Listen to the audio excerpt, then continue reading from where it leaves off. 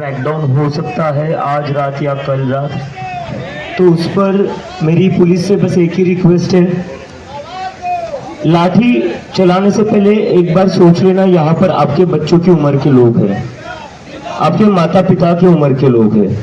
तो लाठी चलाने से पहले बस उतना सोच लेना।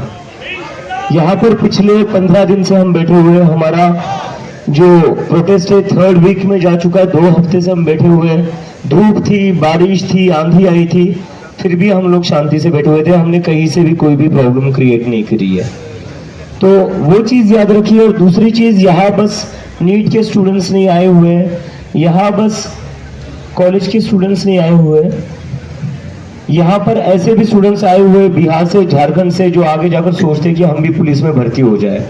अगर उन बच्चों पर लाठी चलेगी तो सोचिए उन बच्चों को कैसा लगेगा। तो मेरी बस वही रिक्वेस्ट है, हमने तो अपनी तरफ से कुछ नहीं गलत नहीं किया है, हम लोग आप ही के बच्चों के लिए लड़ रहे थे।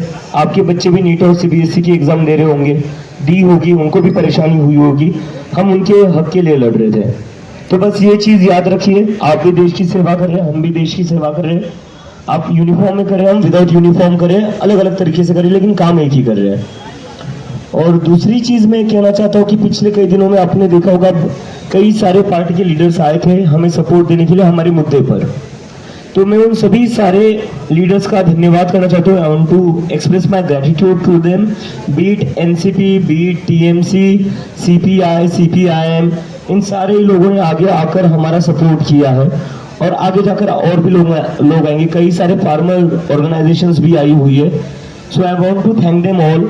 और जो ऑर्गेनाइजेशंस नहीं आई है या जो एमपीज नहीं आए, उन एमपीज को मेरी बस एक ही रिक्वेस्ट है, सरकार तो नहीं सुन रही है हमारी, आप तो सुन सकते हो। पार्लियामेंट में बस सरकार ही नहीं बैठी हुई है, पार्लियामेंट में आप लोग बैठते हो। तो आप लोग तो जंतर मंतर आ सकते हो, जंतर मंतर दूर नहीं है, ज्यादा सेंट्रल दिल्ली में आता है, ज्यादा दूर नहीं है। तो जो जो एमपीज स्टूडेंट्स के साथ खड़ा होना चाहते हैं, जिन जिन एमपीज को लगता है कि धर्मेंद्र प्रधान का इस्तीफा होना चाहिए और उन्हें शिक्षा मंत्री नहीं बने रहना चाहिए, वो सारे एमपीज यहाँ पर आए और बता दे वेयर डू दे स्टैंड। सारे एमपीज बता दे वो किस तरफ खड़े हैं आज। क्या आज वो देश के युवाओं के साथ खड़े हैं या वो बस अपने इंटरेस्ट में खड़े हैं, ये आपको बताना पड़ेगा। और उसका बताने का एक ही तरीका, आपको जंतर मंतर आना होगा, क्योंकि यहाँ पर पूरे देश भर के युवा आए हुए हैं, सारे देश भर से स्टूडेंट आए हुए हैं। और जो सर ने एक आखिरी बात कही माओ के लिए, मदर्स के लिए, जब से मैं इंडिया में अपने घर ज्यादा नहीं रहा हूं, घर पर बस 2 दिन था, पिछले 1 साल से मैं अपने फैमिली के साथ टाइम स्पेंड नहीं कर पाया हूं। अभी टाइम मिल रहा था मुझे अपने फैमिली के साथ, चाहता तो मैं रह सकता था घर पर आराम से इंडिया आने के बाद, but despite of that I chose to hit the ground. उसके बाद भी मैं पूरा देश घुमा हूं और देश घूमने के बाद पिछले 15 दिन से मैं जंतर मंतर पर बैठा हूं। और मैं झूठ नहीं बोलूंगा, मैंने मेरे माँ से बस दो बार बात करी है पिछले 15 दिन में। एक बार आप सब लोगों के सामने वीडियो कॉल किया था, अगर आपको याद हो तो। दूसरी बार मैंने कर लिया था जब मैं अपने दोस्त पर घर गया था, तब मेरी माँ थोड़ी इमोशनल हो गई थी और कहीं ना कहीं मैं भी इमोशनल हो गया था, और मुझे वो बीच में नहीं लाना था जब तक हमारी लड़ाई पूरी नहीं हो जाती है। और उसके बदले में मुझे प्यार भी बहुत मिला है माओ का। मुझे कई सारी माओ ने कपड़े लाकर दिए, घर से खाना बनाकर लाकर दिया है। So I am very grateful for to all of them. अब मेरी सारी मदर से एक ही रिक्वेस्ट है, जो सर ने रिक्वेस्ट करी वही। मैं अपनी माँ से मिल नहीं पा रहा हूँ इंडिया में होने के बाद भी। 1 साल से मैं देश के बाहर था और देश में आने के बाद भी अपनी माँ के साथ मैं रह नहीं पा रहा हूँ, मिल नहीं पा रहा हूँ। तो मेरी सारी मदर से रिक्वेस्ट है, एक दिन के लिए आप यहाँ पर आ जाइए प्लीज।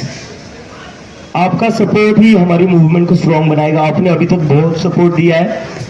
एक दिन कल सारी मदर्स अगर आ जाएंगी, it will really mean a lot to me, for all of us. यहाँ पर कोई भी अपनी माँ के साथ बैठ नहीं पा रहा है, बात नहीं कर पा रहा है।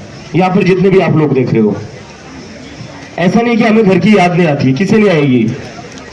दिन भर यहाँ पर बैठे हुए, धूप में बैठे हुए, बारिश में बैठे हुए, घर की याद आती है, लेकिन फिर भी लगे हुए, क्योंकि एक बड़ा कॉज है सामने।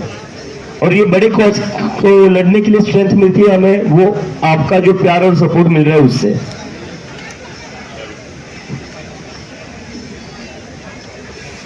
और सारे वॉलंटियर्स है यहाँ पर तो कितने सारे वॉलंटियर्स है जो अपने घर वालों से झगड़ कर आए।